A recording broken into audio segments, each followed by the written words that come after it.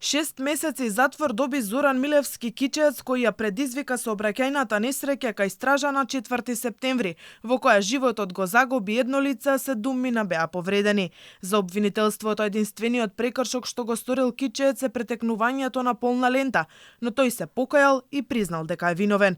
Ова било доволно за обвинителството да се спогоди со Милевски, иако тој претходно е осудуван, што се смета за отежнувачка околност. Но и 6 месеци затвор за сообраќајка со смртни последици му се виделе многу на кичеец, бидејќи во спогодбата со обвинителството барал да биде осуден на условна казна. За правниците, ваквата одлука е скандалозна. Прво е спорна преквалификацијата на делото и не може на истото обвинител да се вади дека е тоа врз основа на вештачењето, затоа што правната квалификација е правно прашање. Од првично евентуална, така наречена евентуална умисла која што би му донела 4 до 20 години затвор, обвинителот ја преквалификува, што мене воопшто не ме чуди искрено во тоа обвинителство, доби преквалификација и каде што распонот на евентуална санкција му е 1 до 5 години.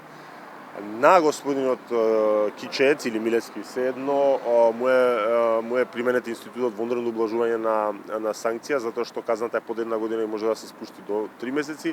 Дополнително, Кичеец сообраќајката ја предизвика во период кога правел пауза од престојот во затворот во Струга, зашто пак институциите се испреплеткаа во давање одговор зошто Милевски е на слобода за време на издржување затворска казна. За правниците со долгогодишно искуство е несфатлива преквалификацијата на делото во небрежност. Претекнување на полна лента и предизвикување директен суд и редивење. Тоа е евентуална умисла. Не е и не може да биде небрежност. Небрежност би било, например, претекнување на испрекината лента со почитување на сите сообраќајни прописи, но со лоша проценка за сообраќајната ситуација и со тоа предизвикување последица. Разликата е во свесното прекршување правила.